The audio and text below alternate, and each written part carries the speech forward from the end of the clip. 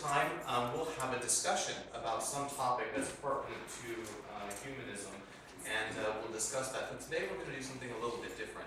Today, one of our members is wanting to share her personal story with you. She grew up in a family and her father was involved and an active member of the Ku Klux Klan. And in her family, her religion was used to justify those feelings of hatred.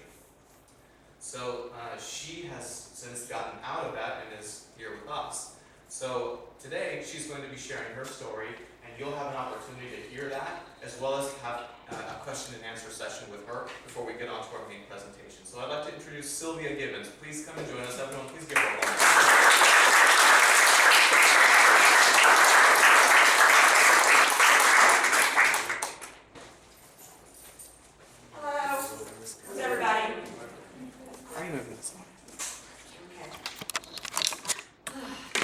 Sylvia. I grew up about 30 miles south of here in Santa Fe, Texas. I don't know if any of you know where that's at. You know where that? And you know where I'm coming from.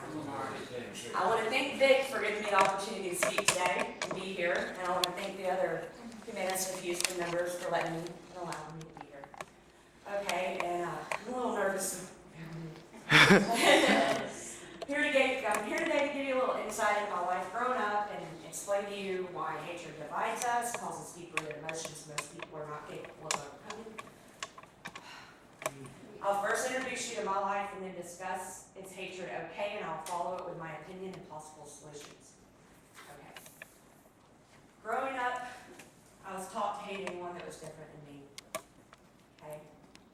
It's not allowed to hang around anyone who was not white. Born in a small town in Central Florida, and my parents moved us here in 1982 to Santa Fe, to an all-white town. Santa Fe is known for hatred and was not accepting of any other races. Growing up, I was always taught by my father what was right. I never questioned his judgment, much like children do not normally question their parents' religious choice for them. Okay. We had a Mexican neighbor that moved in the late 80s.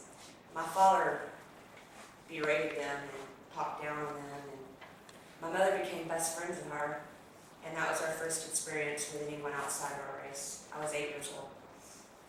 Okay? I remember as a teen that I made friends with a girl outside of our town, and she came and stayed the night with us. And once my father found out that she was mixed race, he made my mother take her home and sat down and talked to me and told me and my sisters why we were not allowed to hang out with people that weren't like us. So that was kind of a slap in the face, and I wasn't allowed to hang around her. So later on in my life, my father joined the Ku Klux Klan. I was about 22 when this happened, 2003. Became a preacher for the White Chameleon Knights of the Ku Klux Klan out of Cleveland, Texas. I don't know if you're familiar with that. But during his short time with the Klan, he caused a lot of strong emotions within our little town. He became an official member in 2003 and died in 2005 from heart failure. I remember one night my father printed out 3,000 flyers and had my sisters and friends bag them, put rocks in the bags. My father and his friend went out into our town in 2003 and passed out 3,000 flyers. They even dropped a recruiting flyer off at the police department. Okay? In Santa Fe, flyers are no longer to be dropped off because of what my father did. My ex-boss can't even drop off flyers for her cheer gym at the elementary school because of my father. Okay? The way I grew up affected every aspect of my entire life. I was taught to believe I was superior, and I went through most of my life believing that my father was right until I got with my husband in 2009. Could not be more thankful because I am who I am today, because he taught me what love is and that we're all the same. He changed me. I treat everyone with respect, regardless of race, and I figured out why hatred was embedded in me and was something that I could let go of. And I moved forward, and now I have friends from all walks of life. Is it okay to hate? Does anyone think it's okay to hate? Yeah.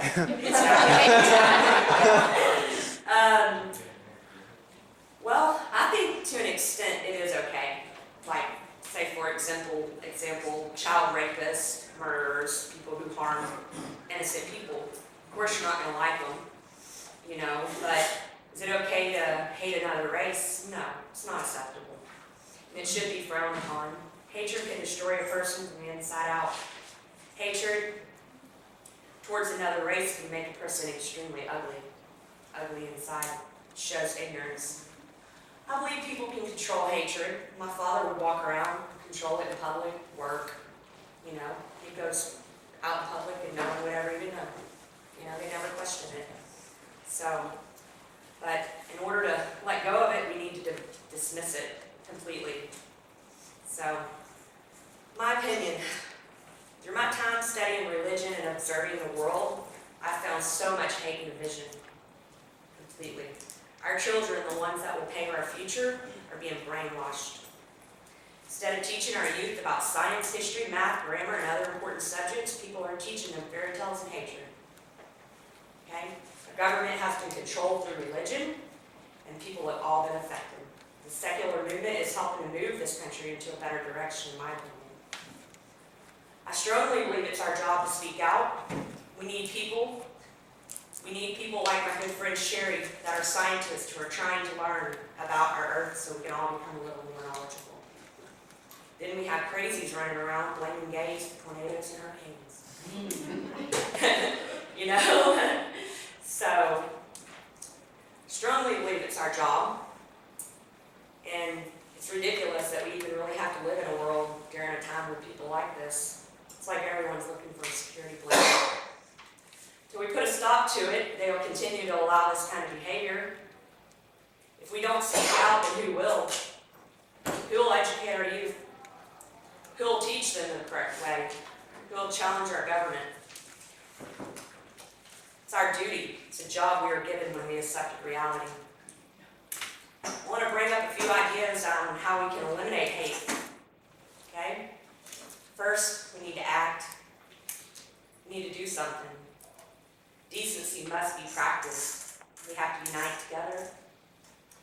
Call someone. Organize a group of allies and include ideas from everyone. Support the victims of hatred.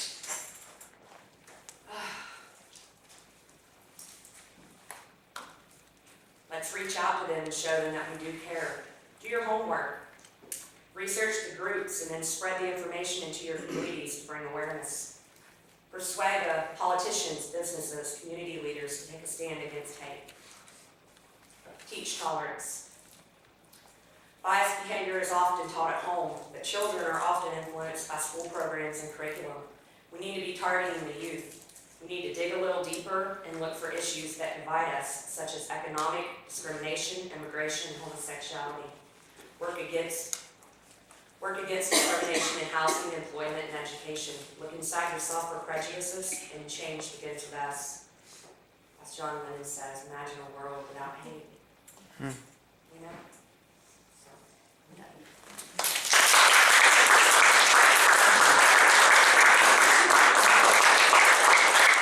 I have some questions for her. Yeah. Who has questions for Sylvia? Anyone? I have a question. What made you first, it was just your husband was the first reason you had to question? Pretty much. It was? Because I was so closed-minded and just so hateful inside that I thought I was better than everyone else. Were you still in Santa Fe when you were trying to? We were actually in Hitchcock right next door during all of this. So, and then we're in Alvin now, but yeah. He pretty much told me, I'm not going to allow it. I didn't grow up like this, and if you're going to be with me, you're going to have to let go of it or get out. And I let go of it. So started college. I've been in college 3 years, and that opened up a whole other world too. You know, cultural diversity classes, religion classes, stuff like that. So, anybody else? Yes, sir. Just a comment. I heard this on the radio a couple of weeks ago, I forget who said it. Hatred is a very strong personal passion. It is. Don't waste it on people you don't like.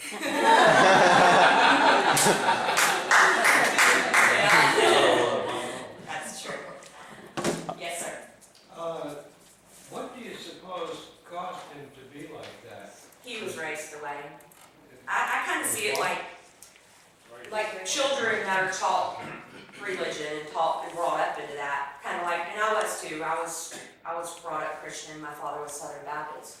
But it's kind of like most children don't question their parents' religious beliefs at all. So why would they question authority or question what their parents, thought was right? I always thought he was right. I just thought he was the best man in the entire world, and he was the best provider and loved us and took care of us till the day he died. And I completely believed in him 100%. And then it just, after his death, it made me realize, he wasn't all that nice of a person. He had good intentions for his family, but other than that, it was a lot of hatred, a lot. So, go ahead. Did your mother share his views? Did your mother share his views? Not really, no. And she doesn't today, actually. She considers herself a Gnostic. And she hated it. When he actually got in, she would not attend the meetings. She wouldn't go. And she's a little more open-minded. She still sticks to the fact that you're supposed to marry within your own race. But that's the only thing that hasn't changed her, Other than that, she grew up around other races, and she wasn't excluded from that, so she wasn't as hardcore as he was. Yes, sir. I think of that song in the South Pacific. You've got to be taught before it's too late, before you're 6 or 7 or 8. I hate all the people your relatives hate. You've got to be carefully taught. Yeah. That's a great song. Yeah. Anyone else? Yes, Jackie. When you did start to change, how did you take it? Was it overwhelming? Was it exciting? Did it take a long time? Or It was like a rewarding feeling. Like when I figured out I was atheist, it was like a relief. It was like 1,000 pounds had been left in there. So it was like I finally found the answer I was looking for, and now that's how I feel about this, and that's why I'm kind of passionate about it. And I think that we should definitely be targeting our youth. That's definitely where we need to go with this, and we need to teach them right from wrong instead of teaching them this stuff. And even if they are being taught this stuff at home, we can still make a difference. And I think it would be great if all high schools offered cultural diversity classes. I think every student should take all 4 years of high school. And I think that would help with a lot too, because then you can learn about different cultures and things, give you a different outlook. So, anyone else? Yes, sir. Well, I can give you a long list. You ready? Yeah. Well, I'll keep it to just 2. Okay. The first one would be, have you established, in being a black man, Mm-hmm. I'm going to have a lot more interest in black people. Right. So my first question would be, have you sought out to develop a strong, forget that. Have you sought out to kind of develop a relationship to learn black people? Yes, actually. Yes, I have. And I've done it with all different cultures. I have friends from all over the world. I have a really good friend in Kenya, and he works for the Turban Basin Institute, and he's an IT guy, and he's Kenyan, or African, and he's extremely intelligent, and I talk with him often. I have other friends all over the world. I have different friends from all over. So definitely, and I love it. I love it so much. So. My final question would be, from the standpoint of historical, how do you perceive, or where is your perspective from the United States and its history of racism and where it came from? I think that we're moving in a better direction, definitely. We can see the change. It's not like it used to be, but I don't think that we're doing a good enough job. A lot of black people would disagree with you. They would disagree. They would still say that, okay, I see what you're saying, like, that they're still frowned upon. Is that what you're trying to say? That they're still discriminated against? Well, from the standpoint of how racism exists. Mm-hmm. It doesn't look the same, it doesn't smell the same, Right. but it does exist. Well, it's in every race So, too, and it's but- not just, it's not just one person or one race. But I'm more interested in your about the historical perspective. So how do you view that? You mean like in the past? Yeah, how do you, You mean during slavery and? where do you think it came from? I think it's built into us. I think it's territorial, and I think that we're born with some type of hatred in us. I really truly believe that. And I believe that it was for power, control, things like that. I believe that's where slavery will, in the United States, you know how it happened, but, I mean, I don't agree with it, not at all, so. God created channel view so the people in Galena Park would have somebody To look down on. Everybody's got to look down on somebody. Yes, sir. I'm interested in the religious aspect of it. You know, being that your family grew up religious, how is it that religion was? How did you be religious and still justify hatred? How did that happen? I was taught to believe that only white people went to heaven. There was white horses in heaven and everyone else went to hell. And that's how they justified it. That was the only how, and that's with the Klan, they preach a lot out of the Old Testament. They don't use the New Testament. So they preach a lot out of that. And as a child, well, not as a child, but as a young adult, my father did all his work on the computer, and he was a preacher for the Klan. And actually, he was a preacher. He was the only preacher for that Klan. And I would wait till he fell asleep, and I'd go plunder in his computer. And I would get because I wasn't a member in the Klan, so I wasn't allowed to be in Bible study or anything. So I'd go plunder through his computer, and I'd print it out, and I'd go study it all and read it, and get what they were learning about. I wanted to know, so, and that's how I kind of figured it out. How did they use the Bible to justify their views? I really don't know. They just say whatever they want to Yes, say. Her hand. Sense. Lori's hand was up first over here. In the Southern Baptist church I grew up in, Yes, I was told it was the mark of Cain. They actually said that. Wow. Yeah. Church pit. They said There's what? an awful That lot was the of mark of Baptists Cain. who don't like a splinter of baptism. If you got one word wrong, there's a lot of hate because you're just not following exactly, precisely right. And it's not just Baptist, but Baptist and Methodist. All of them. Heaven forbid, somebody might get Catholic. Other religions. But it's been that way for a long time. And I was watching a DVD series, which just got PBS, Ken Burns' The West, and they're talking about all the measures that California took, first of all, to treat Mexican Americans who used to live in the whole place, but take everything away from them. And then they did the same thing with the Chinese. And they brought in Ann Richards, who used to be a governor of Texas, and she says something very, very brilliant, and I'm not as good as she is, but she says, it's not that kind, but she was, she said, every country there is, someplace back in the day, they've always been, basically, she didn't use that word, but they've always completely, barbaric, whatever you want to call it. So somebody else get the power, like England got really powerful because they had the opium trade, which was doing that stuff, and everybody's always been doing it. That's the only way anybody's ever done it. That's not saying it's right, but she could appreciate the Texas just because they persevered. And I kept thinking of all these terrible things that people were doing in the West, and I almost was not going to say allegiance to the American flag. I'm not really saying allegiance to the American flag. I gave up on Texas law. I like Oklahoma, okay? Arkansas, okay? There's lots of good states. I'm just not going to say Texas is better than all other states. And some people want it to be, but I'm not saying it's worse. It's just not better.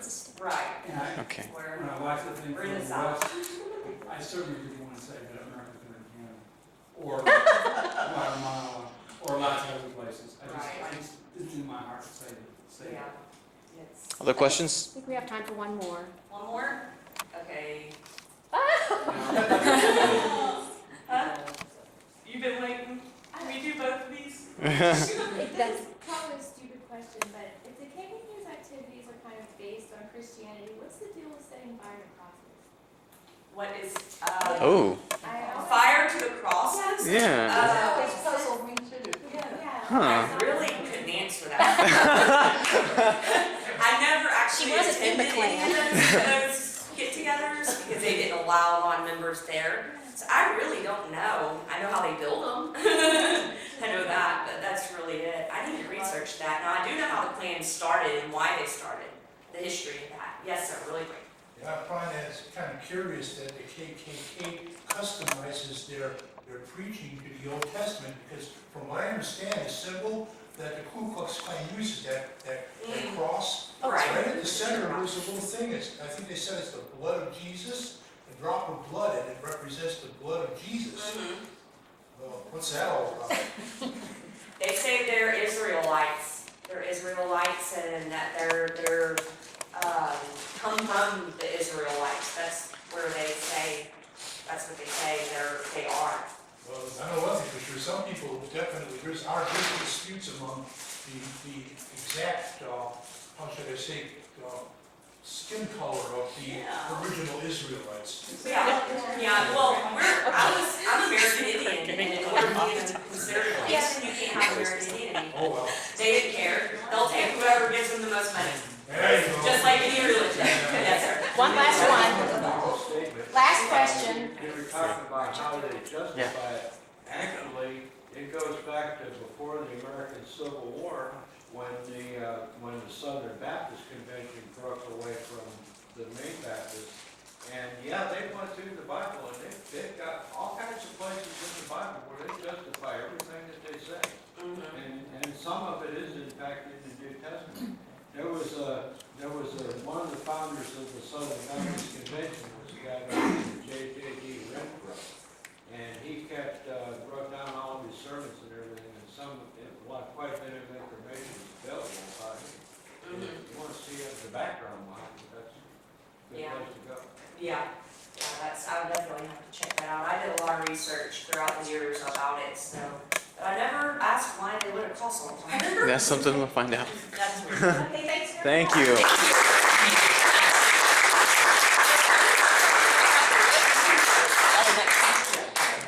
Thank you very much. All right, I'm very proud to be introducing our speakers today, Brenda Lunger and Lori Griffith. Brenda, when she is not, and Lori, when they are not doing presentations. Brenda is an environmental consultant for the chemical industry, is that right? So she has plenty to do here. And Lori is a homemaker. They moved to Houston in January from Chattanooga, Tennessee.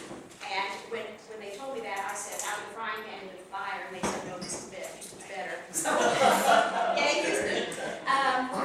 Let's see. They've given this talk at universities, community centers, schools, and private events.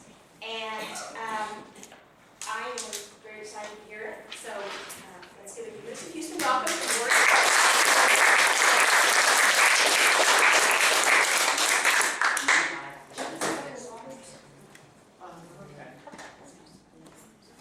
All right, this is Gender 101. This is a course that is a class that is developed over a little bit of time and basically started out in 2008-ish, and then Lori and I got together and it's grown from there, so let Lori take it away and have fun with it. We need participation, we need people to jump in. All right, yeah, that's the first thing I'm going to ask for is volunteers. So just a handful of folks that are willing to basically walk back and forth between these signs. That's all you have to do. You're going to answer some questions, walk back and forth between the signs, and you are volunteering.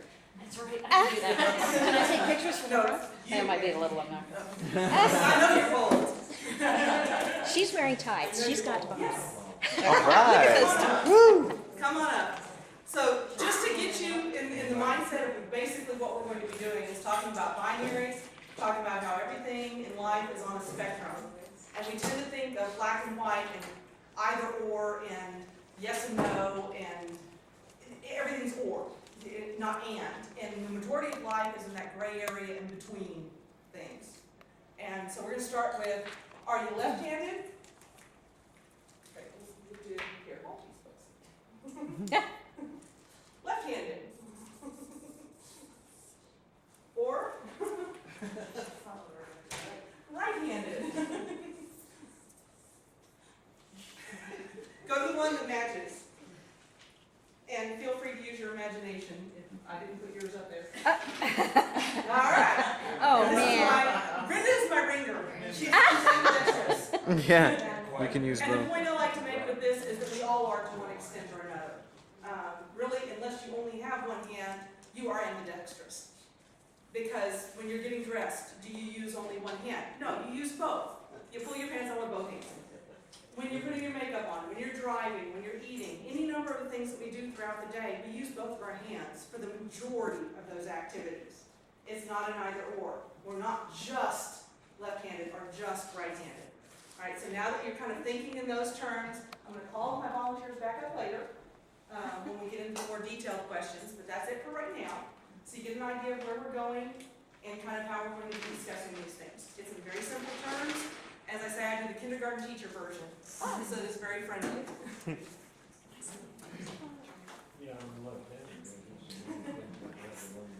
Okay. First thing we're going to talk about is binary. If you're familiar with computers, you have a 0 or a 1. There's no half in computers. Binary means one or the other, and it's an exclusive combination. For instance, read the definitions up there. Another one is involving a choice of or a condition with two alternatives, on or off, yes or no. This is a very common way of humans to think about their environment.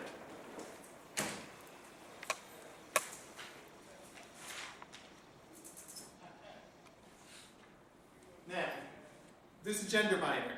People think of a gender binary as male, female. How many of you have experienced anything other than male and female? Any way you want. Okay, because we drive our society. Everybody functions this way. What is the first thing that you notice when you see a person walking towards you on the street? I notice gender before skin color. Those are the top two. They're both irrelevant, but those are the top two things you notice. What's the first thing that people think about when they're having a child? Is it a boy or a girl? Is it a boy or a girl? Does anybody ever say, is it a boy or a girl, or is it something in between? What is the first thing that a doctor or nurse or midwife does when the child comes out? Declares. Declares. Yeah. Okay? Now, so in other words, I've had people tell me, no, God made you male. No, actually, when I was born, a doctor wrote something on a piece of paper. And that's why I was assigned to the male gender at birth. So, unless doctors are God, that's what I thought. A couple concepts here. Trans. All trans means is across. Transport, transportation, transatlantic, transit. It means across. It means moving from one place to another. That's all trans means. Cis is one that you don't hear about as much, but it is the antonym, the binary opposite. Not really, but it is the antonym of trans in Latin. It means on the same side. Yes. Those are chemistry terms too. Well, they're Latin terms that chemistry adopted. Yes, I'm a chemical engineer, so. Oh, yeah. But we're going to be talking about cis and trans and things like that. The reality is that nature is a study in distributions, not binaries. This is a fun question that I ask people. Name me a binary that occurs in nature. Stars. Binary system. Are all stars binaries? No, they're not. Okay, so we call it a binary system, but guess what? Even in a binary system of stars, there's matter between them. If they were the only matter there, you could say this is a truly binary pattern. But there are other gravitational interactions that happen beyond the binary star, beyond two stars. Yes. Absolute zero? Absolute zero is a point on a continuum. Is it? Okay. It's not a binary. How about an element of a DNA chain? An element of the DNA chain, Whether it be it's or part of G, the part of the chain. There's actually 4 letters that we know of. That's what we know of. We're assuming, first of all, that we've determined that these are the only 4 letters that can Now, possibly that's be a used in very DNA. weak argument, saying we haven't discovered some reason that doesn't fit.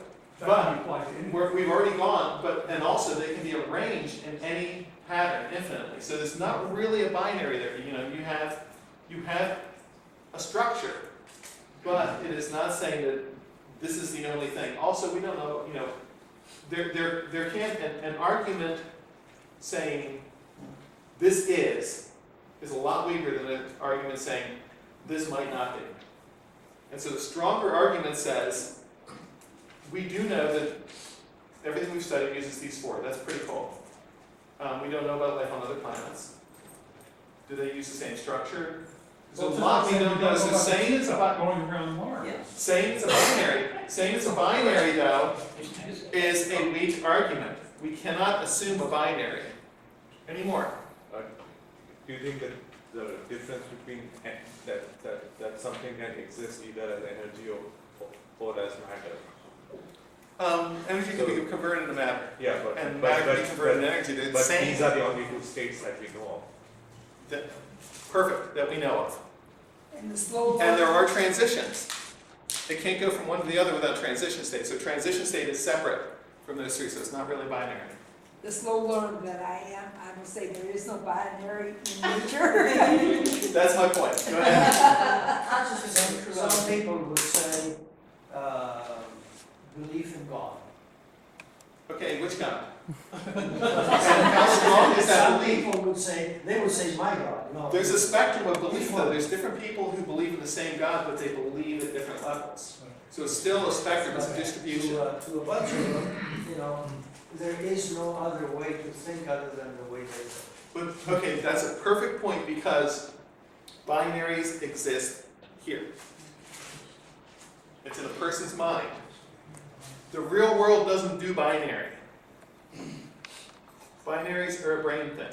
It's a very, very good way that humans have developed to determine how to interact with their environment. But in the real world, I think it's safe to say there doesn't exist a non-disprovable binary. So, how do you like that? Wait a minute. Okay. Now, when we look at binaries, yes, there is something there. When you say male or female, when you say light or dark, there is something that we're noticing. We're creatures with logical, rational minds that need to classify in order to understand. It's a scientific method. Okay? What is the most common distribution of data? Statistically. Bell curve. Bell-shaped curve. There are others. You know, there's the power curve distribution. A lot of others. One of the more common is bimodal distribution. Let's do a mental experiment here. You have rain falling on a mountain. You're not going to get a bell-shaped curve as to where those droplets of water are going to end up 10 minutes from when it falls. Some will stay on the peak. Most of it's going to go to one side or the other. Very common distribution if you're looking at statistics in nature. You can build a statistical ping pong ball drop engine that'll give you a nice bimodal distribution. It's very common. In this case, when you're talking about gender, when you're talking about these different things that we consider a binary, this is the most logical statistical explanation of what we consider binaries in nature. And as you can see, most of the time, what we see is we see one where the peaks are way up here and the valleys are way down here and the tails of the distribution are way out there. So, as a human being, as a person, as a creature that is designed by evolution to classify, that's how one of the ways we've developed, especially as we've started getting to the point where we could develop technology. What we see as binary is this.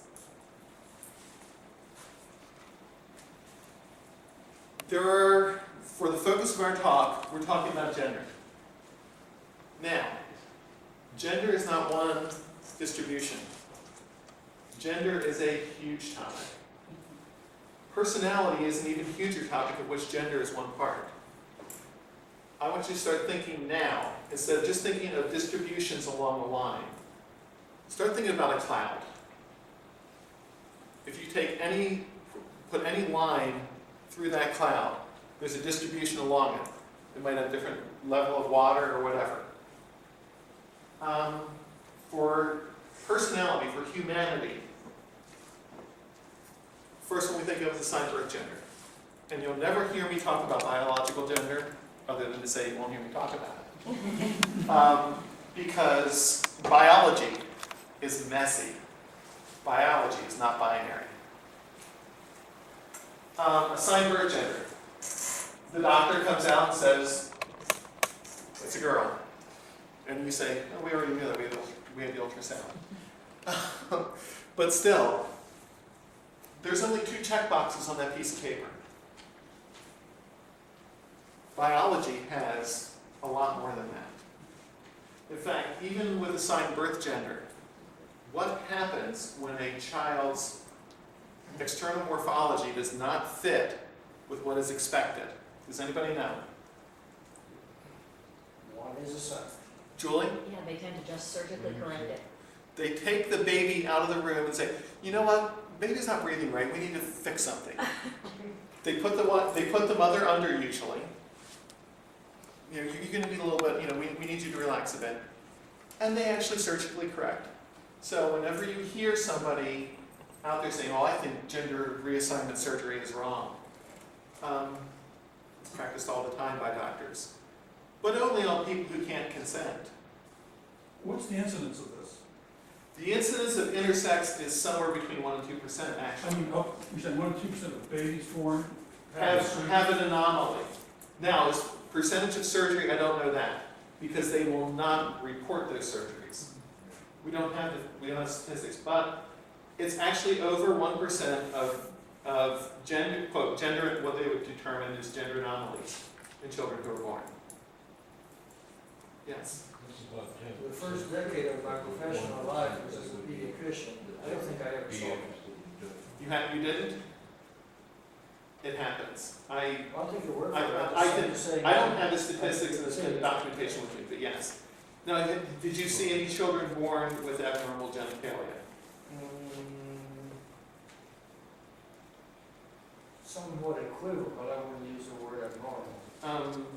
You know, biospadias or anything like, you know, anything where the child wouldn't pee at the tip of the penis or something like that. I mean, those are gender anomalies that they fix.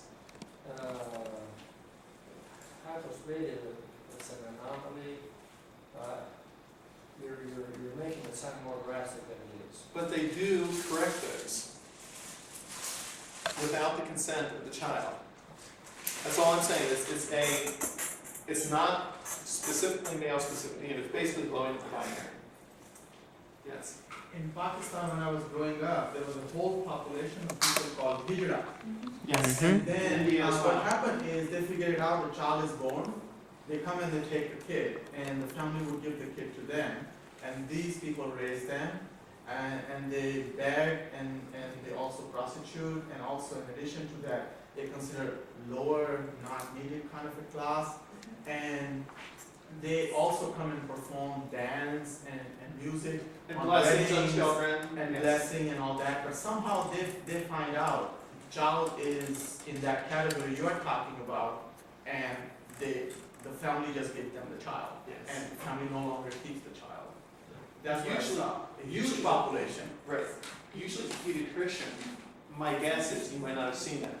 I would check with OBGYNs and other doctors involved in actual delivery to see what happens, because I'm not sure that I've known people who have gone back and asked their parents later, was something done on me when I was born? And a lot of times they'll get the answer yes. there's also, we were just looking at a story on the web of a child who received an operation at the age of 4.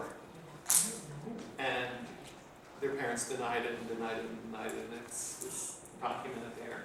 And this is not one of those, it's on the internet, so it's got to be true things. This is a documented case. There was even, there have been even cases of, well, let's just say that this can be done on children without their consent. And the main point I want to do here is that there's no binary when these kids are born. In fact, there's not even a binary as far as size of genitalia or anything like that. Have you ever heard of androgen and sensitivity syndrome? You can do research on that.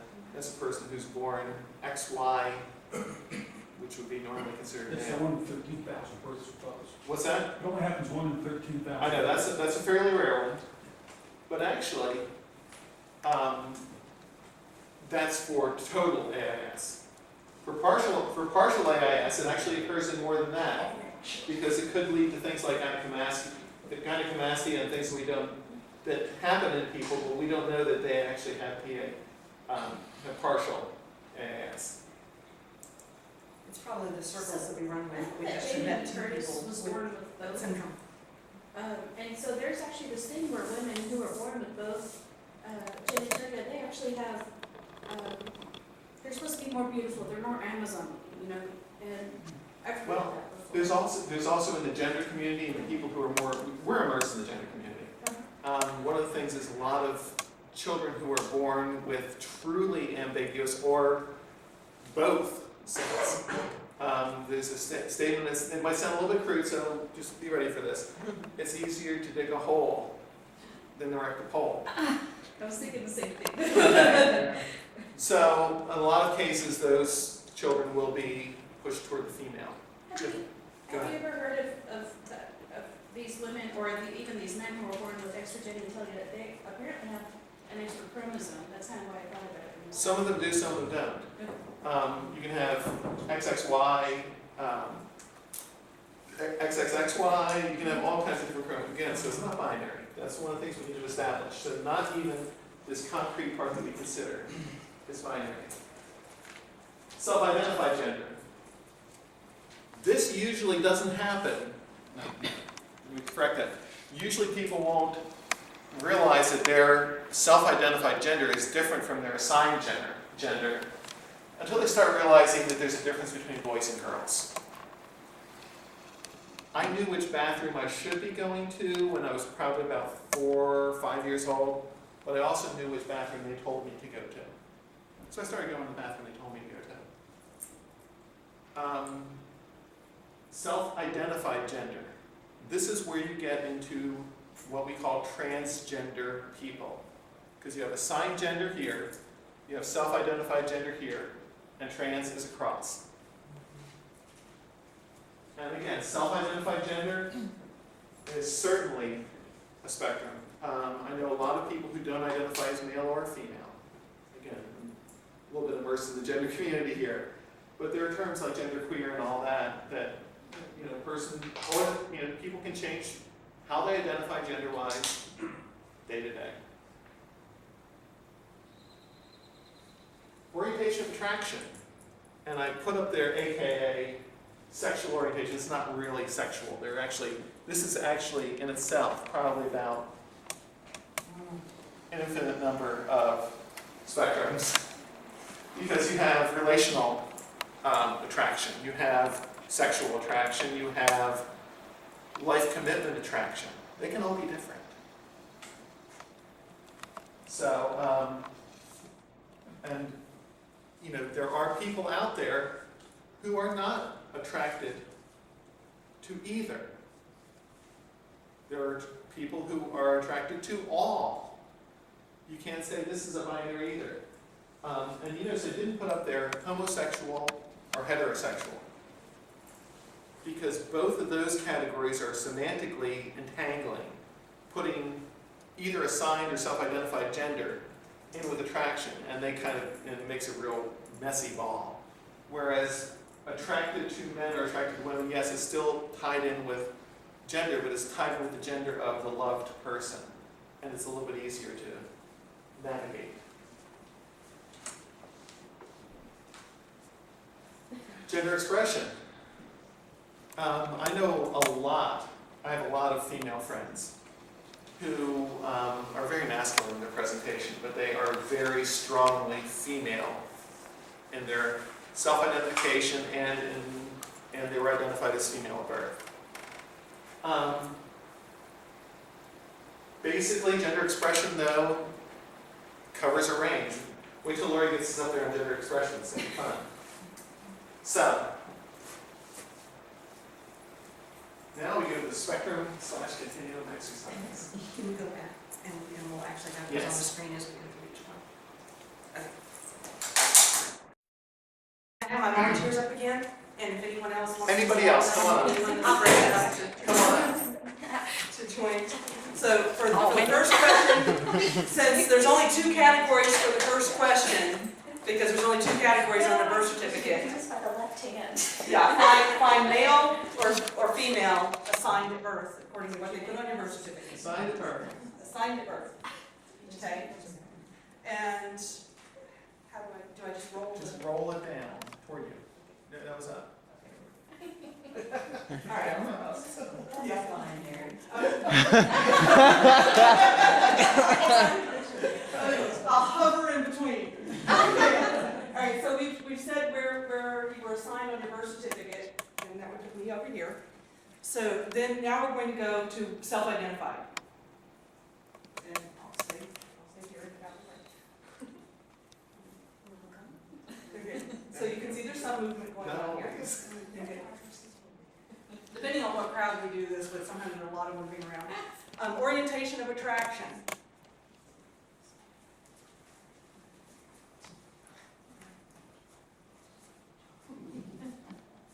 And I would say, if you break this down even more, when I was younger, I probably would have been right here. Sorry for a second. Because, and I have a theory on this, that young men are pretty. Prepubescent and early teen young men are, boys are gorgeous. And they don't look that different than adult butch women. So, someone who, as an adult, is attracted to that type of person can very easily be attracted to young men in their youth. And I was more, but as I've gotten older, I'm much more this direction. Oh, I accidentally hit my finger on it. Now, gender expression. Most of us are wearing some form of jeans and t-shirt, or pants and top. That's not very gender specific. The majority of our clothing in this day and age is pretty neutral. So if you wanted to think of it that way, most of us would fall pretty close to the center. But how do you consider yourself in your presentation? Yes. Yeah. I got a question. Why women can wear men's clothes all the time, but men don't wear women's clothes? Actually, we were just reading an article on that yesterday, talking about, was it in Sweden? Where was it? Yes, it was in Sweden. In Sweden, where the bus drivers, the male bus drivers are now wearing skirts because the bus company told them they weren't allowed to wear shorts for the summer because it didn't look professional. Well, they said, it's hot. And female employees are allowed to wear skirts. They said, well, we have a loophole. And so they're wearing skirts. And the company said, well, we can't tell them no because then that would be discrimination. So they are wearing skirts because it's more comfortable. When at my workplace. I think we should make it happen. For me, I'm like, I go to work and I'm more feminine. I'm mostly jeans, t-shirts, cargo pants, but. And when I was pregnant, I was definitely more on this side because men's clothes are cheaper than women's clothes. And while you can buy lingerie up to size 8X, you can buy maternity clothes up to about size 12 or 14. So apparently you're allowed to get it on, but you're not allowed to reproduce because of it. So I bought a lot of my maternity clothes in the men's department when I was pregnant. So my gender presentation would have actually been way more over here, even though I was out here. When it comes to expression, are we talking strictly clothes here? No. I can express myself in many different Yes. Perfect. Exactly, and that falls on this spectrum as well. We just usually try to simplify it to clothes for the purposes of the slide, but But no, for actual expression, it's any number of things. I have seen people wearing very traditional male clothing, but even though, again, the clothes just don't really give a damn. Male presentation and, working. And then I've seen women, in a dress. We have friends that Brenda was talking about earlier that are usually very masculine in their presentation, and I've seen them put on dresses and walk across the room, and it's like, oh, no, that just does not work. Okay. So again, that is very much a part of how you are presenting yourself to the world and how you are choosing to say, this is my identity. I've had friends who've gotten kicked out of Walmart bathrooms. What? Who are female, have always had female designated for them. But, I mean, when Katie walks in, she's a union electrician. She's swag, she can walk into a bar and, I hate saying this, guys, but she can pick up just about any girl, even the straight bar. And she's about my size, But and still. she's, when she, she's gotten kicked out of. Volunteers can maybe thank you. Thank you very much. But it helps get the point across when you see people moving from side to side and trying to find their exact spot on the spectrum up here. Now, That we're not all. how does it make you feel when you're talking with somebody and you can't determine what their gender is? It doesn't bother me. It doesn't really matter. But it's kind of exciting, I think. So see, there's even a spectrum in the reactions.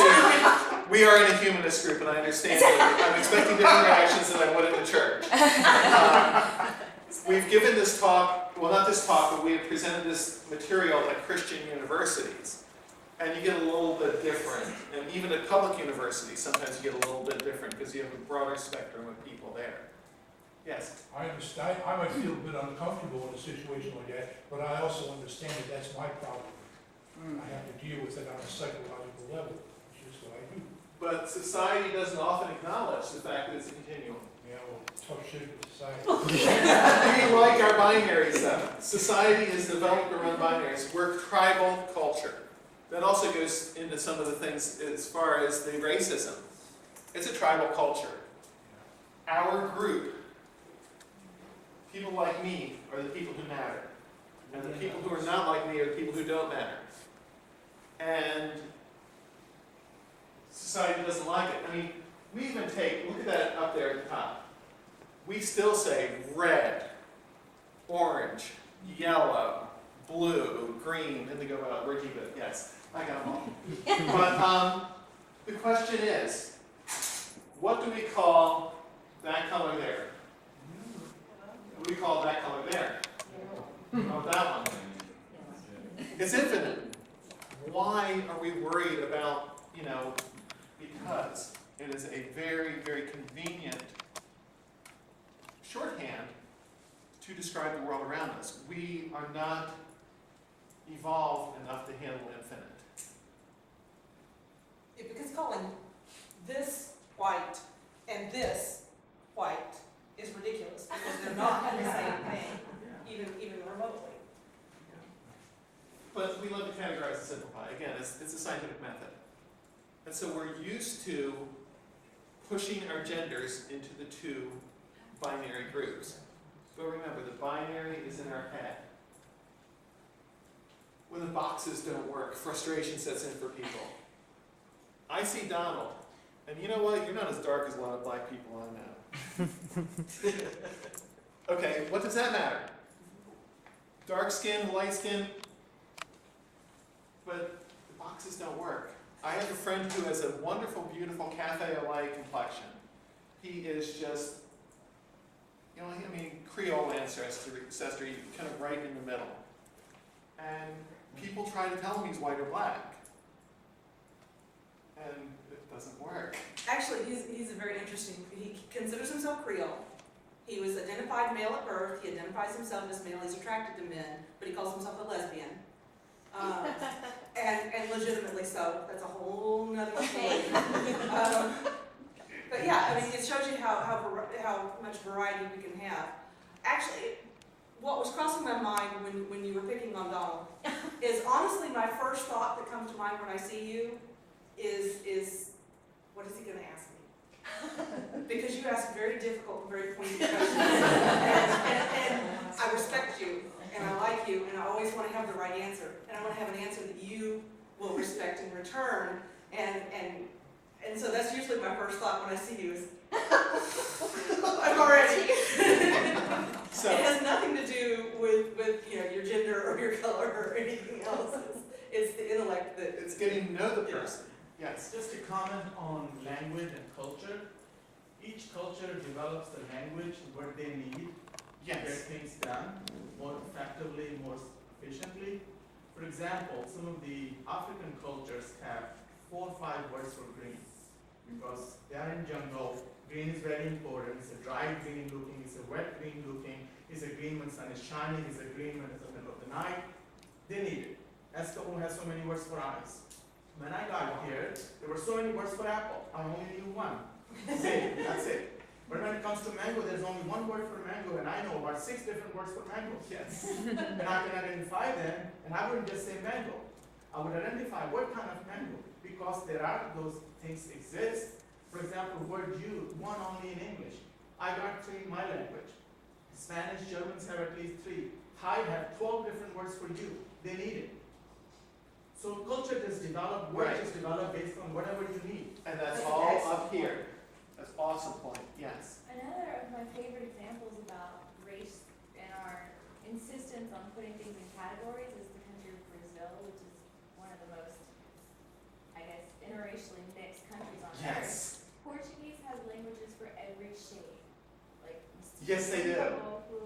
They will have a word that describes your exact shade on the spectrum from black to white. Yes. So even though in nature it's all these colors, we insist on putting them in categories again.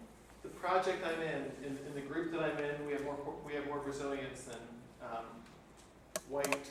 Actually, I'm the only white in my group, so to speak. I'm the only person of European, North American origin. And you could probably ask each one of them, and they would identify with different words. Yes, they do. So, again, the problem is that when people get uncomfortable when their boxes don't work, it leads to the thing that we call erasure.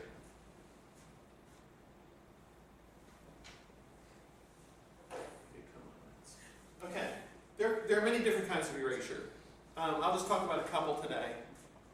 One is pathologizing. Now, if you went back to 1973, the Diagnostic and Statistical Manual, I believe it was DSM-3, came out. In DSM-2, homosexuality was a sexual inversion disorder. All of a sudden, with the stroke of a pen and the issue of a manual, many, many gay people were cured of mental illness.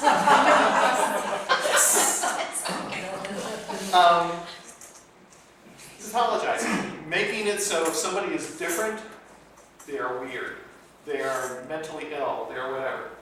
Transsexuality, the definition was just modified in DSM-5 that came out in 2012. And some cross-gender behavior, I'm saying transgender, but it's cross-gender behavior, is still stigmatized. But I'm cured. I'm healed. But no. So, but there are some cross-gender behaviors that are still stigmatized. And the thing is, it's an erasure to say somebody just because they're different is mentally ill. Now, yes, there is mental illness. I'm not arguing against that. But there are a lot of things that we call mental illness as a shorthand for classification. It should never be a means of discrimination, but it is. Who can tell me the biggest place where the pathologizing of trans people has an effect in U.S. government? Military. Transsexuality, because the DSM-4 was still classified as a mental illness, trans people are not allowed to serve in the military. It doesn't stop trans people from serving in the military. How many of you have heard of the recent SEAL Team 6 member who just came out with the fact that she had transitioned.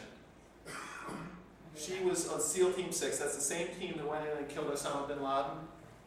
But she retired 2 years earlier and transitioned from male to female. And she just came out in public about the fact that she is female. She is a retired Navy SEAL. She is a badass bitch. Her book's coming out and it's called Warrior Princess. Her book, she came out with, I don't remember her name. yes. But look it up. So, but the pathologizing in the military, and basically the military just says, okay, you know what, because they use the pathologizing as the excuse to exclude. British military are fine with it. Israeli military has trans people in it. Canada.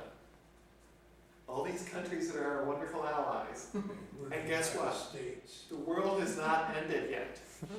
In fact, there was a transgender member in, was it Prince Harry's battalion? This is a Christian nation. How's that working out for you? Okay, another one's belittling.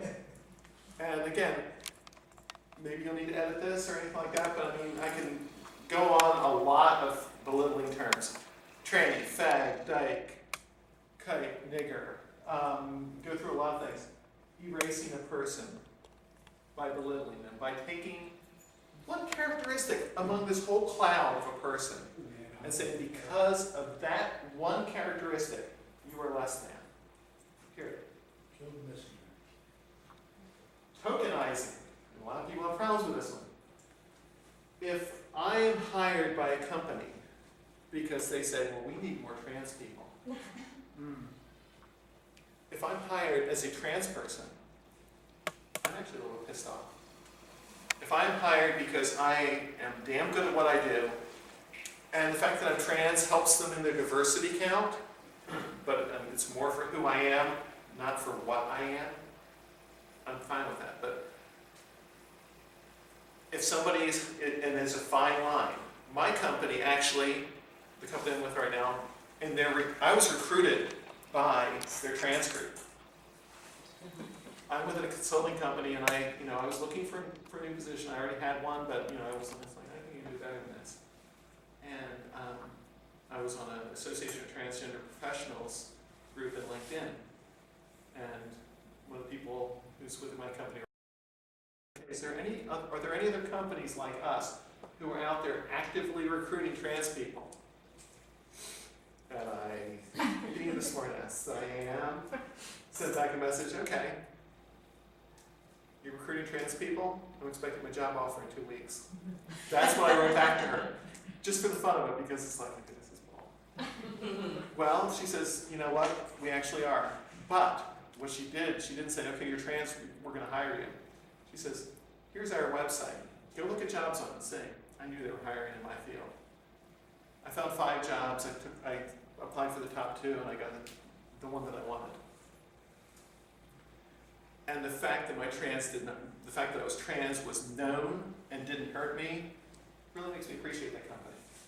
But if they were if I just said, I'm trans, we like more trans people, let me hire you, without respecting me for who I was, total, I wouldn't have felt this way. And I appreciate plans like affirmative action that go out and say, you need to look, when you're looking at a job pool, don't just look at the white people. You need to specifically look at everybody. Now, they never tell you you have to hire a black person on any decision, or a Hispanic person, or an Asian person, a person not like whoever they are running the company. But they do require that you at least look and have in your job pool a diverse group. That's awesome. And the more one-sided you are, the more people you need to look at who are in a different group. That's great. But if they're only hiring somebody because they're black, they can't feel good. Can it? I feel pretty certain they hired me because I was black. But I mean, that's a good, it's a good conversation, but the way in which affirmative action was utilized is, blackness was more the issue. And that's the problem with it, because of the fact that a lot of people didn't use it properly from the standpoint of blackness plus qualification. And so that became the problem with white people. So I'm saying it like that. But I mean, it was a significant benefit, so I didn't feel bad about it. Right, but if it's only that, if they're only looking at one characteristic of you instead of the whole person, it's tokenizing. It's a way of saying, well, you're not really important other than the fact that you are X. And I can probably ask. Do you ever get rejected for a job from a computer company for being an anti-binary bigot? Actually, I work for a consulting company on an IT role, so no. That was great. Okay, another thing is sexualizing.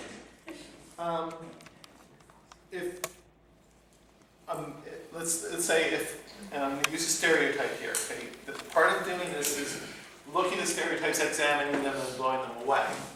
But if a guy looks at women and only sees sex, only sees basically a man walks up to a woman and his eyes never look her in the eye. They only look. And that was a really weird feeling when I transitioned. No, my eyes are up here. They're the same place they always were.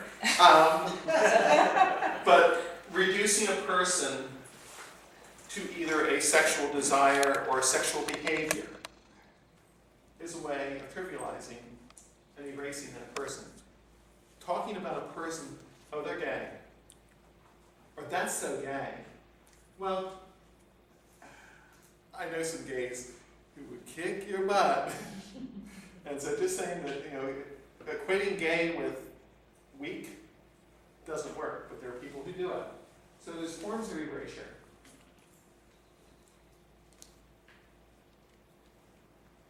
Consequences of erasure.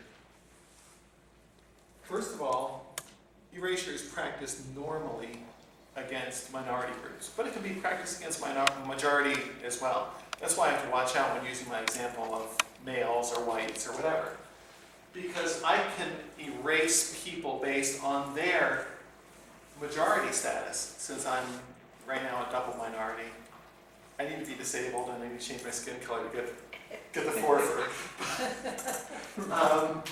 So usually, though, erasure is used against a repressed group. It can hide bigotry in a respectable veneer. Well, bless their hearts, they're black, so no. There's no reason that we should bless somebody's heart when they're living in poverty because they haven't had an opportunity for a good education. That's bull. But it gives a respectable veneer to it. And also, indirect erasure can occur when somebody, for instance, from the trans community is like, oh, those gays that throw me under the bus again. Because you get that a lot in the trans community. You get, marriage equality. There were a lot of trans people who were saying, okay, this is supposed to be the LGBT community. The T is not supposed to, this is not a French word. The T is not supposed to be silent. But I look at marriage equality and say, you know what? It's a trans issue too. And even if it wasn't, I support them for getting it. You can't throw your allies and erase your allies. But a lot of organizations and communities do. Martin Luther King Jr. did not erase his white allies. In some cases, Malcolm X did, by saying that they were evil and things like that. I respect Martin Luther King Jr.'s approach as being effective a little bit more, but you can't say Malcolm X wasn't effective. But if you pull your allies in with you and don't erase your allies, you can do more. That's what something like this is doing. My allies, the trans allies in the humanist community are listening to this saying, okay, I can change my thinking now because I realize that the binaries don't exist. That's the way we need to work. We need to look we human people look at our allies in the religious community, who just haven't realized that all they need to do is get rid of one more God and they're with us. But the people who are for freedom from religion can speak up against Governor Perry, who recently said that we don't have freedom from religion in America, only freedom of religion. Joe Lieberman. Very personal. Lori, you want to talk to the... Well, actually, first of all, I want to touch Go ahead. on some things. Even Brenda and I are not exactly in lockstep agreement Right. on some of these privileges and some of these opinions. We actually have frequent talks about the fact that she has grown up with more privileges than she currently enjoys, which is also what makes her more sensitive to the fact that she no longer enjoys them. She has been kicked out of churches. She has been talked down to at meetings in a business that she was in for 23 years. One day she's in a meeting with the exact same group of people that she's worked with for years, and she's in a meeting presenting and being perceived as a man and being respected in a certain way in the meeting, and post-transition going to the meeting as herself and being perceived as a woman for the first time with this group of people. They talked over her and they shut her out of the meeting. And so she's much more sensitive about that now because she didn't grow up with some of these things that we have. We spend a great deal of time talking about that, talking about other feminist issues, talking about other erasure issues, because we have a very different perspective of it than some people, just because of the nature of who we are in our relationship. Some of the things on here are pretty basic. It's all just common sense, and as a humanist group, I would think that your priority is you want to respect someone as an individual when you meet them. I don't know anything about you, other than you appear to be female, you have red hair that's lovely, I like the curls, I'm very fond of curls, and you've been very attentive, so I'm assuming that you're interested in learning things. These are, we make assumptions about people when we meet them and, observe them, but that doesn't mean that I can make a judgment about any of those things that I've chosen to assume. And that's the same thing we're trying to say when you meet someone that you believe to be outside of the gender norm. Take them as an individual, just like you would anyone else. Because she could really be an alien, and she's just studying to figure out the best way to address it. The general rule of thumb is if you're not certain, ask. And if you ask politely, most people will respond politely. If you get a not polite response, take a deep breath and realize that that person is probably having a bad day, which we all do on occasion, perhaps early in their transition and is hypersensitive. And yes, that does happen. And then perhaps take that moment to make the education go both ways and remind them that you are asking politely, but that's the main thing is ask. If you're not sure, ask. Ask what pronouns to use. Ask. I can't imagine asking really politely. Can I walk up to you and say, "Are you an idiot?" politely? Yeah, that's a hard one. And half the time they don't understand the question. It is difficult to ask, and I had this conversation with someone earlier this week. If you feel comfortable and the situation allows for it, ask. If you do not feel comfortable, avoid pronouns. And that is possible to have a conversation with someone avoiding pronouns. Ask their name. If you don't want to ask what pronouns they prefer, ask their name. That's the very first question. Use their name. So it still starts with finding out something personal about them. If you still feel the need to use pronouns in the conversation that you're having with them or having with a group of people, make your best guess and be prepared to be corrected, but take it graciously. And apologize in a very simple and matter-of-fact way, and just go on and use the pronouns you've been corrected to use. Why do you need to know the gender to begin with? There are so many topics you can talk to death. Exactly. Without coming up with a differentiation for men. Exactly. Some people are very uncomfortable not knowing though, and they just, You remember the Saturday Night Live sticks? Yeah. From many years. Yeah. Yes. A character called Pat. I Yes.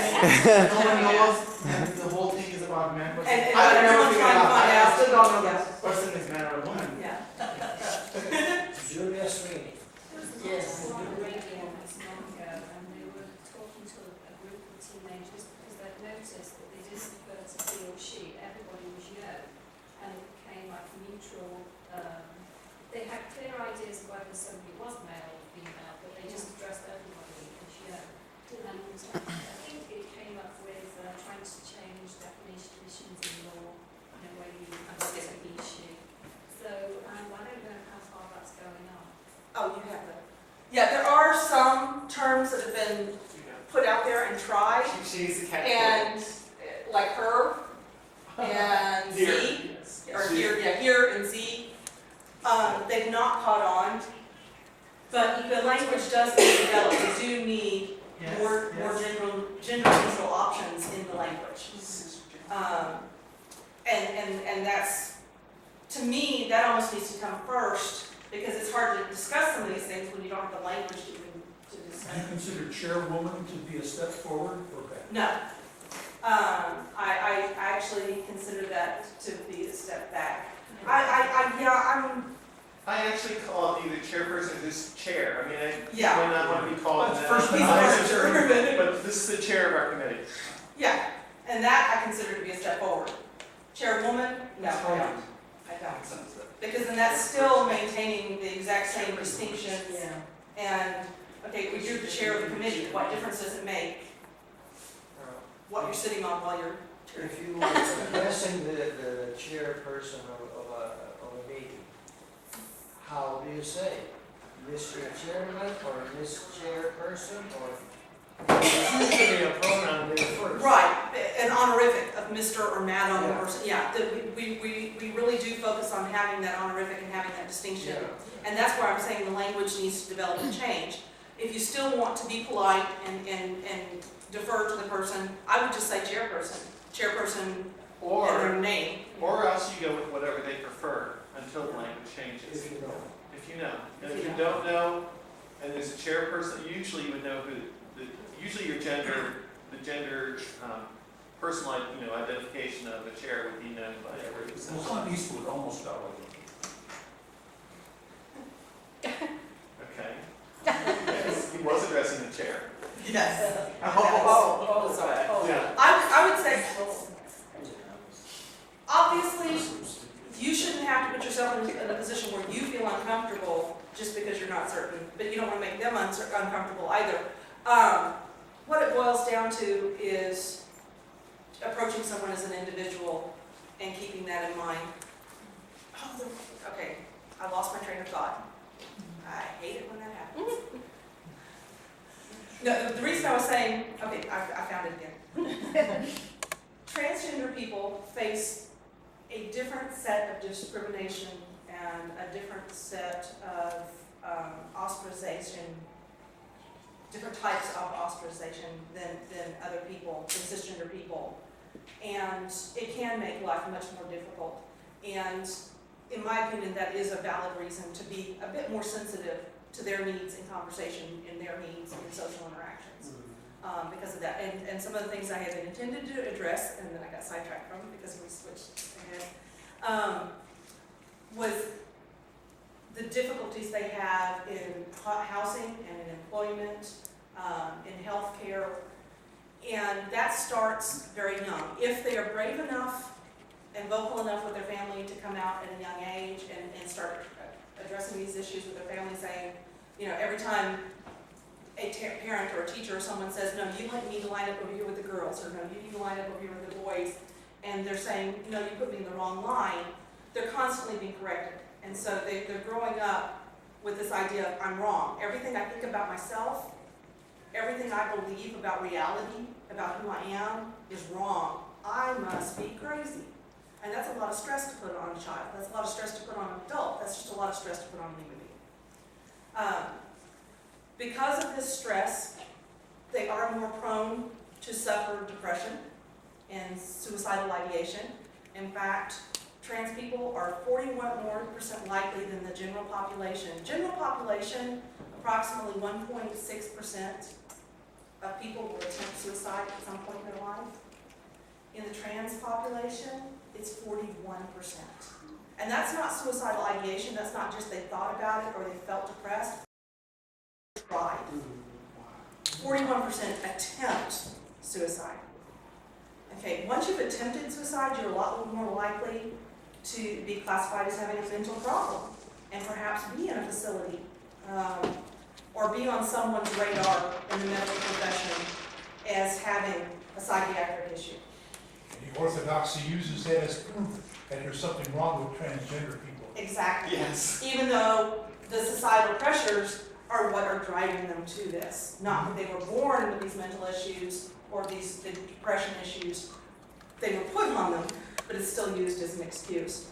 And then, so you've got this person who has been told basically that they're crazy from birth, who is depressed, who, if they do come out to their family, is, I'm wanting to say it was 74% of homeless teens are actually within the LGBT spectrum. It's certainly over half, I don't remember that. But that statistic I don't remember for certain, but it was somewhere, as she said, over half. When you consider how small the trans population is and compare it to the number of homeless children who are trans, and then if you expand that to the LGBT community, lesbian, gay, and bisexual, that's when you get up into the 70% range. But it's amazing how many have gender, basic cross-gender, either life or performance or behavior or whatever. Again, transgender is a big umbrella, but it's actually a very small population when you consider why do people kick their kids out of home. It's one of the biggies, the biggie. And then once you're homeless, it is much more difficult to get a home again, to get a job, to have medical coverage. Transgender people are only half as likely as the general population to actually own a home. There are no protections in most states for them to actually rent without being discriminated against. They can be evicted. 11% of trans people have said that they are evicted. They have been evicted at some point or another for no other reason than being trans, and someone found out, and they were evicted from their home. And since they are more likely to rent than the general population, that's a very real threat. And these statistics are coming from a study by the National Center for Transgender Equality and the Task Force on Lesbian Rights. So these are from a survey that happened in 2008 and it was published in 2010, if you want to pull it up. AIDS in the trans population is at a higher percentage because more of them, once you're on the streets at a young age, if you're kicked out as a teenager, you haven't completed school, you don't have the education, you can't get the job, you don't have a place that's safe to stay, you are more likely to end up in a sex trade, not because you're trans, but because you're a young homeless person. But because more young homeless people are trans, that makes it seem as if the trans population is oriented in that direction, and that is also something that is used against them. So some of these things are why, yes, it can seem as if we're putting a lot of pressure on cisgender people to take on the burden of, oh, well, I need to make them comfortable, and therefore I need to jump through all these social hoops in order to make this possible. But this is why, because you're coming at someone who's already got a lot stacked against them, and it's the nice thing to do.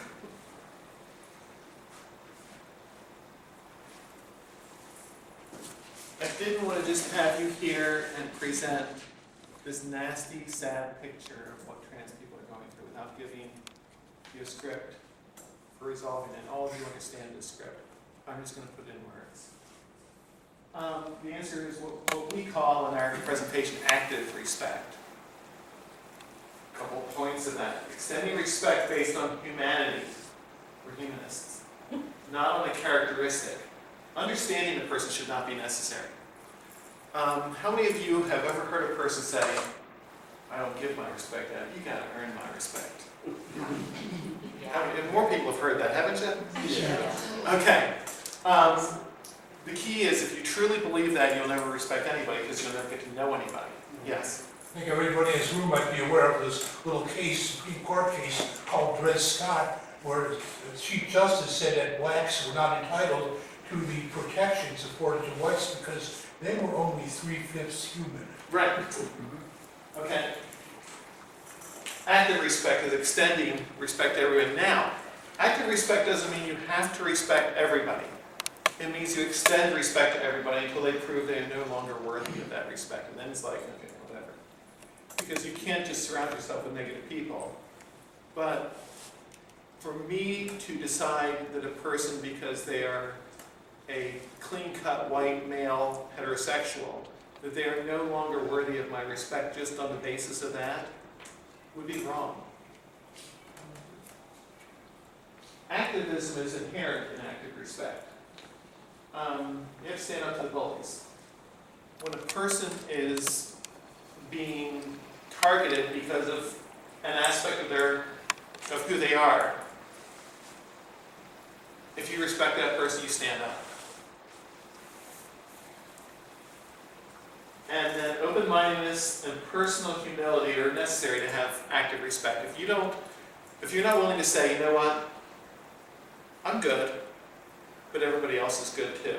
Everybody else is as much deserving of respect as I am. It's very tough to have that active respect for others if you cannot be open-minded and have a measure of personal humility. One of the things a couple items now we've talked about the active respect is where can you work? What's out there where people can actually help the trans community? To me, trans youth are the most vulnerable. Those of us who survived growing up as a trans youth in a society where we really had no outlet. I mean, for me, it was sneaking into the winter clothes in the basement or sneaking stuff from my mother's or sister's drawers and trying them on and saying, okay, how does this feel? What does this look like? When I was young. Was I a cross-dresser? No, I wouldn't say I was a cross-dresser because it wasn't about the clothes. It was about me. If a person is a cross-dresser and it is about the clothes, there's nothing wrong with that either. That's a small aspect of that overall personality of the person. But with trans youth, we have an opportunity that the world has never taken before, or at least the Western, especially US world, hasn't taken. Teens, trans youth with supportive parents, reported life satisfaction, 72%. How many teens have life satisfaction? That's actually a really, really good number for teens with life satisfaction. For parents for trans youth with unsupportive parents, basically 64% was supportive with blue. 13% with high esteem with those with unreported parents. And even when you get that number with unsupportive parents, most of the kids who are trans are not even out. This is only those who are out with unsupported parents. So I'm guessing the numbers are worse.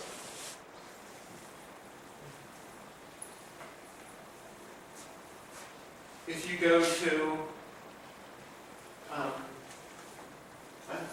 talk with me about this one because this is stand up. Mental health, supportive parents. That's first. So I want you to kind of look at those. What's that? I was not as familiar with this particular slide. Okay. Have faced housing problems. If you have supportive parents, they're not going to kick you out. But 55% of trans youth with unsupportive parents have had housing problems. Most of those are either out in the street or living in a communal setting or living with somebody who might not be a blood relative. Suffer depression, obvious. Attempted suicide. Which is interesting to see because, as I pointed out earlier, it's 41% of the overall trans population have attempted suicide. The fact that this is 57 means of that 41%, there's a much higher number of them are young people. And one thing you have to remember, with any trans statistic we throw out there, the only trans statistics we can get are those of the out trans people, whether they transition or not or whatever. We don't have numbers. Whatever you look at here, it's very likely that the overall demographic numbers are higher because there are a lot of trans people out there who have too much to lose by being out.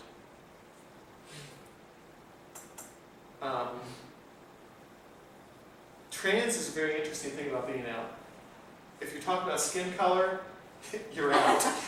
There's not much, unless you are very much kind of in a average sort of skin color between what we would consider white and black. That's out. Gay and lesbian people are only out when they say it or when they're out there actively showing that they're affectionate with their partner. A lot of gay men work their whole career and nobody knows they're gay, that they work with, because they choose not. Just let people know. I mean, in their own community they're not, but otherwise they're not. Trans, you transition to out as well as transitioning to your gender. Because,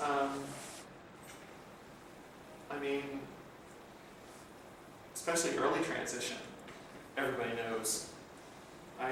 It's really interesting. I've sat in fast food restaurants and I've noticed a table of young people over the other side. And I won't say I'm paranoid, but when 4 camera phones are pointed at you all snapping, you know something's wrong. And you can either get all upset and leave the restaurant, which I did once, or you can just get over it and it's like, okay. Make funny faces, ruin These kids have nothing else to do. Well, I also made rude gestures one time.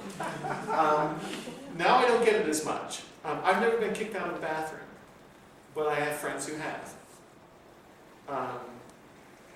So you get spaces that are considered gendered spaces. And how many women have ever been into a women's room and seen a woman walking around naked? What are we afraid of? Why are women afraid of having a trans person in the bathroom with them? I think that women, if they would really think about it and they're really, concerned about that, they might be more concerned about a particularly aggressive lesbian being in the bathroom. But even lesbians don't do that stuff. I mean, it's just we go in the bathroom, we do our duty, and we get out. Maybe have a conversation. Society is programmed, though, on these binaries. You'll hear a lot of issues. Whenever trans rights come up in legislatures, they're having a big debate over what they call GENDA, the Gender Employment Non-Discrimination Act in New York. And I'll get you right now. And what do the conservatives trot out? This is a bathroom bill. Yes. Here's the funniest thing. Okay, so that's what you do in the country, but then you get on the plane. And sometimes you're on a flight that goes for 15 hours. Men and women use the same bathroom. Yeah. No one worries, no one says anything. But of course it's not a big space. But not together. People are going But not together. But it's a single room, but you don't even do that in a single room. And most women usually can tell when a man has used the bathroom before. Let's just say that. So think about it. I mean, we're getting toward the end here, but another example of what you can do. Every year in November, we have Transgender Day of Remembrance. How many of you have participated in a Transgender Day of Remembrance event in here? How many of you have led a Transgender Day of Remembrance event this year? That's what I figured. Houston actually has like 2 or 3 really good events. I didn't get there this year because I was doing one in Chattanooga. But actually I didn't have to leave because I was already moving away and somebody else had taken it over. It was awesome. But Rita Hester died back in I think it was like 1989. She was murdered because she was trans. At that point, They actually had a candlelight vigil for her. She was the first one who actually was, it's like she was killed because she was trans. We are going to get out here in the streets. And what city do you think that was in? Dallas. San Francisco. San Francisco. So, but since then, this has become International Transgender Day of Remembrance. It's celebrated, not celebrated, it's memorialized around the world. What we do in this is we get a list of every reported murder of a transgender person. And we read the names and have a candlelight vigil. And these are only the ones that are reported in the media and get to the actual website. And normally there's a list of 300 plus names every year. The reason why she's making the distinction that it's only the names that are reported, and this is one of the first things that Brenda asked me to do when I met her, when we first started dating. Because, and to get into a little bit Go ahead. personal No, detail, I'm she had already been transitioned for a couple of years by the time I met her, but she had not had surgery, which is really one of those questions that we were addressing earlier that you don't ask, and it's none of your damn business, but I'm telling you. So it's, as she was leaving to go for her surgery, I did not go with her, I was not able to at the time, but one of the things she asked me was, do not let her parents get hold of her. If something went wrong with the surgery, if something happened, do not let her parents get hold of her.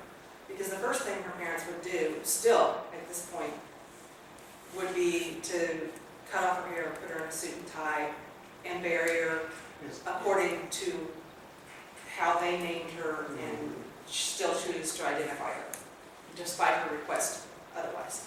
And this is why, even though it's a pretty high number of people that get reported, it's still a very small number of the people who actually die this way, because they are often erased after death, regardless of how they've chosen to live their lives and how they might have been in their personal life.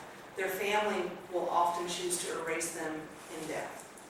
The other thing I want to bring up in relation to this is, in the events that we've led for this, we actually read the cause of death. And this is very different than other hate crimes that I've read about. I mean, hate crimes can be very violent, very horrific. You'll see accounts of someone being literally beaten to death. And it takes a lot to kill someone with your bare hands out of pure rage. But in these crimes where transgender people have been murdered, you will frequently see multiple causes of death, or things that multiple inhumanities done to the body. Shot in the head, stabbed, dismembered, dragged behind a car. The dismembered is one very body. frequent. Dismembered and somehow disfigured is very frequent in most of the cases. It's not just that it was good enough to kill the person, but someone felt the need to completely erase their existence and their It's an identity. expression of rage. Yes, it is. I was just going to ask you, has anyone seen the video that's been surfacing on YouTube about the two males that lived in California, and they were together for 6 years, and they finally came out to their parents, and the parents rejected them, and then he jumped off of a building and killed himself? Well, he had no right financially, he couldn't do the funeral, nothing. They took the son, took him back to, I believe it was Indiana or wherever he was originally from, and they buried him and made it out like they didn't mention the spouse, they didn't do anything. And I've seen stories of people who've been that. together for 4 decades or Yeah. longer, and the families have come in and done the same thing. The children or grandchildren or some other family member decides to come in and take everything, and the partner decided nothing. It's very sad. You had a question here, right? Yeah, I'm just, your statistic there, I wasn't clear, so whether these were transgender people who had been murdered because they were transgender, or transgender people who were murdered? Normally, they actually do as much research as they can. To make it on this list, it's supposed to be murdered strictly because they were. Or as a byproduct, you know, it's one of the major factors that they were murdered is because they're trans. And that, they can't always tell. You know, most of the time, this is the year it happened. So they don't have the court records and all that, but they do their best to determine, okay, is this a hate crime or not? They try to focus on the hate crimes. And it's not perfect, but there is a concerted effort made. I mean, because there are transgender people who need killing. Just like any other person, any other portion of the For population. instance, if a transgender prostitute is killed, in most cases that they found, there is some sort of indication that it was because they were found out that they were trans. And so in those cases, they would make it. And as we pointed out, the things that are done to the body tend to be very different than in other crimes. Have you looked at Thai culture in Thailand? They have the most tolerance for this group of people. They call them lady boy.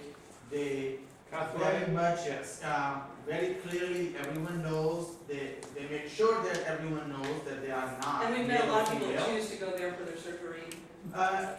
well, I don't know if they do that or not, but they are in stores, they are sales clerks, they are everywhere. Have you guys looked at what is about Thai culture that they have a different level of tolerance than, for example? I've looked a lot at Thai culture, and religion bears a big, difference in that. The Buddhism is tends to be more tolerant of just about anything. Yeah. Than certainly Islam or Christianity. Yeah. But Judaism is actually kind of a little bit more tolerant than Christianity or Buddhism. Orthodox Judaism. Oh, Orthodox, let's not talk about that. But yes, I do know that, again, you go to a lot of cultures, they have special names for trans people. And usually they're singling out the male to female trans people, by the way. They don't do as much for the female to male trans people. For the Kathwa in Thailand, the Hijra in Pakistan and India, I forget what the one in Malaysia was. What you're saying is also true of Tahiti and Samoa. Samoa is very, this is probably the most tolerant place in the world of trans. But even you go to Native America, before Great White Invasion, there are people known as Two-Spirited, and in their culture, who are actually normally they've had a very high position in the tribe, and a lot of times were the shaman or the medicine person of their village and all that. So, yeah. Was there a question? Yeah, I was just going to mention, what about the Philippines? Have you looked at that? Because it looks like I saw an area in the Philippines a couple of weeks ago where quite a few of them have full makeup on and everything, and they were trying to attract the customers, but I didn't see logo trying to push them or hit them or saying anything about them. Looks like the whole society was pretty respectful and accepting. They knew those were prostitutes and they were looking for customers. And prostitution is not necessarily a career choice for a lot of people. It's usually a career of desperation. Philippines also, you can't even look at that as a single culture. You can have different islands with vastly different religious and ethnic and cultural differences. So yes, there are areas, again, the whole South Pacific actually has a lot of cultures that are more tolerant, but there are also some places that are very, very nasty, even in the Philippines. Yes? The term homophobia, does that apply to the entire LGBT community? Well, there's another term called transphobia. Normally, when people are homophobic, they are also transphobic. It's because it's mainly a fear of other. But there are people who are in the gay community who are transphobic. There are people in the trans community who are homophobic. There's a movement among some trans people called the woman-born transsexual movement. They basically say, no, I'm not trans, I'm a woman. I've had my surgery, I'm corrected, so I'm no longer, and this normally tends to be heterosexual trans women attracted to men. And they try to remove themselves from the trans community because they hate homosexuality that much.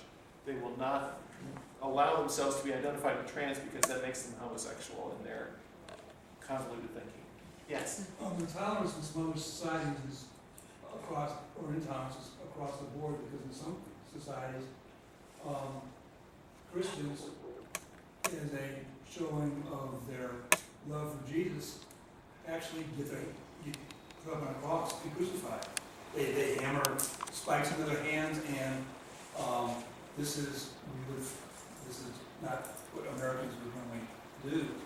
And hitting you back with razor blades is not the type of thing that Americans would. And there's a whole other loose cannon running around through this whole thing. Yeah. Compare us with another country. There's intolerance everywhere, and that's really what we're talking about here. I'm not saying that we should stop, reaching out to people and all that, but I'm saying we should start spreading active respect to people, even those we don't like. Well, and to address phobias and discrimination within the LGBT community, I knew a woman that had been part of a lesbian separatist colony for over 20 years. She lived on what she called women's land. And she would attend pride functions, but she was very uncomfortable because she only wanted to be around women. And I took her to a bear Halloween party once because this was a group of guys that I was in a choir with. And bears are a particular subset of the gay community and some of my favorite people. And we stayed for about 10 minutes, and she was crawling out of her skin. She just couldn't do it. And there are a lot of people in the lesbian community that are very anti-trans. Not just uncomfortable, but like actively anti-trans. Because regardless of whether you're female to male or male to female, they see all of them as male. Because male is in there at some point. You're either we're trying to get away from being male, or you want to become male. But either way, male is in there somewhere, and they're very, very much against it. So yeah, it just doesn't matter what group, what subset of humanity you try to put yourself in, there's going to be bigotry in there somewhere. If you go to the Michigan Women's Music Festival, very big lesbian/women's music festival, they do not allow trans women in. Now, they will allow trans men in because they have this born female sort of philosophy. So in other words, you can have a dude walking around there with a hairy chest and a beard down to here. But if he was identified by the doctor as female at birth, he's allowed to be in that women's space. Whereas somebody like me, with no beard, no hair on the chest, a vagina, is not allowed to be there. So we need to be looking to see where the silliness is. And where do we need to look first? But how would they tell you if you wanted to go? Is there a box you have to take? Or do they just look at you and then make the assumption which then... There are people who would, and I probably could walk in there. Because I don't quite show as much as some people do, but I'm not trans, so I wouldn't. I'd probably wear my trans symbol necklace or something like that to kick out. But just the fact that whether they know or not, I still know I wasn't welcome. And that's the problem. Where do we need to start first? Whether active respect and looking for these silly ways, we have to look inside first. And so I'm not asking, this is not supposed to be a transformational talk where everybody's supposed to walk out and become a trans activist. But start looking. Start looking around you, looking for those binary issues. Just look for binaries and say, you know what, does this make sense? Or doesn't it make sense? Take it from there. I mean, We here, actually had your term already in our... Yes, and there's one more called Kusra. And I know. We had to pick and choose. What terms we were going to pick. And we also tried to be... you have to watch out when you're making these word clouds because sometimes it puts some weird words together and it kind of reads like something that's not what we intended. So we don't know what a transvestite sex king is. But it's there. Somewhere someone probably identifies. Within transgender, all of these terms are relevant to some certain extent. Here's an interesting one. That's when a person with a beard and maybe smelling armpits puts on a dress and walks down the street in combat boots. That's when somebody's deliberately playing with gender in order to get a response. I respect those folks. Yeah. I don't necessarily want to do it, but I respect them. So we are in the question, but we've been taking questions the whole time, so. Yeah, get toward the end. Wrap it up in a couple minutes. So 3 questions make it good. I have a question on the question of tolerance that we were talking about. So different cultures and different societies have different perception, on this particular topic. And if you see some of the ancient societies, they had a very positive perception about how they treated transgender people. And I think you gave an example of how Native Americans, transgender would have a special position as a shaman, as a priest. Even in ancient Indian culture, you have documented facts where transgender folks who were actually had a special place. And even and even if you see the ancient Egyptian societies and Greek, so you have all these documented examples. So my question is that over our period of evolution, through human civilization, what has changed? Why this? I have an opinion on that. What changed? Why we have such a negative perception right now? Whereas it used to be so different. Particularly in this culture, because that's the only one I can address. I think it's because we have a very big disconnect from our bodies, from the natural state of our bodies, more so than in some other cultures. We don't like the way our natural bodies smell. We don't like the state of hairiness or hairlessness on our bodies as they naturally occur. We're not of this world, we're in the world, but we're not. Right, so there's a pill for everything, there's an ointment for everything, there's a surgical procedure for everything. There's this box that you're supposed to be in, and you're supposed to look like this, and if you don't, there's something you're supposed to be doing to change yourself, to make yourself fit in that.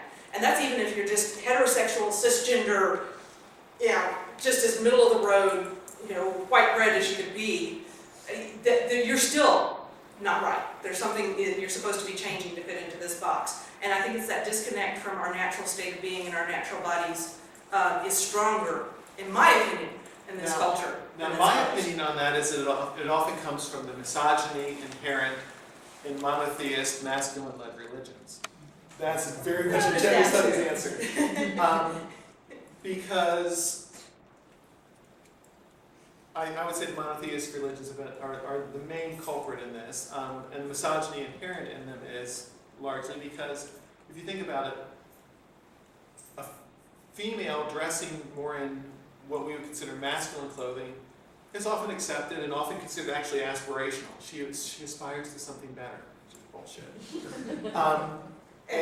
A parent male, an assigned male, who moves toward the female side is seen as weird and subversive because they are going in a direction that is not accepted as a positive direction. And so those cultures and those religions developed hating trans people. In fact, in the Fertile Crescent area in Palestine, when the Jews invaded, what was one of the main sexual practices that they were going after when they were just told by their God to destroy everybody? One of the main sexual practices was castrated priests, acting as prostitutes and acting as worship leaders in a particular polytheist culture, Dagon or one of the others. So there's a question over here, then we'll go with you. Oh, just in trying to have this conversation with people, I've sometimes found that when I try to explain, give a simple definition of transgender, the person will just automatically lock them back in with gay. Always, I explain it, but it's almost like it just doesn't exist. They can't comprehend, so therefore the person just must be only homosexual, and that's.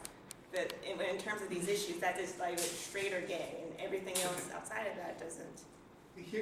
That's one of the reasons we gave this talk, to show that there are a lot of different spectrums, and none of them are related. Okay, people were asking me, well, why don't you just be gay instead of transitioning? It's because I don't like men. I mean, I transitioned from male, so how does the whole connection between trans and gay work out for somebody like me? I didn't transition so I could be with a guy. My orientation to women did not change. And so what you can say is that, what do you mean by this connection? How are you getting this? Give me your proof. Show me your evidence of the fact that trans and sexual attraction are in any way related. Because you can show them, I know this person who gave a speech who transitioned, and it wasn't because of a sexual issue at all. In fact, it's probably not as, there are women out there who are lesbian who do not want to be with a trans woman. So it made it harder for me.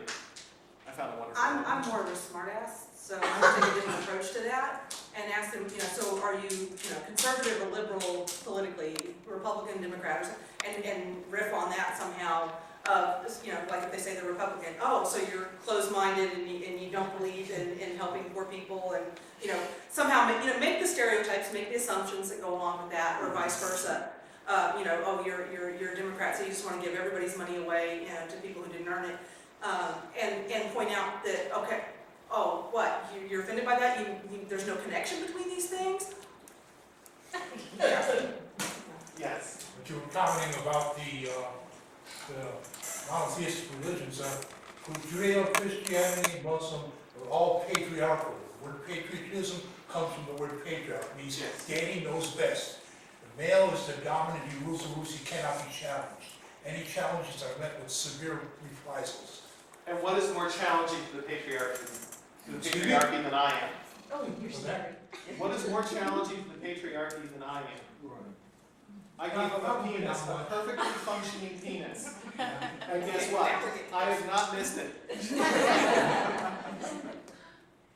Case, is there someone who didn't ask a question who just is dying to? And beware, because we will answer. We're available afterwards for questions. Very good. We can hang out all day. And we're willing to email the PowerPoint presentation people. There's actually a good list of, why is it not going any further? Oh, there we go. Articles and books and different. All right. Well, thanks very much. Let's give them one last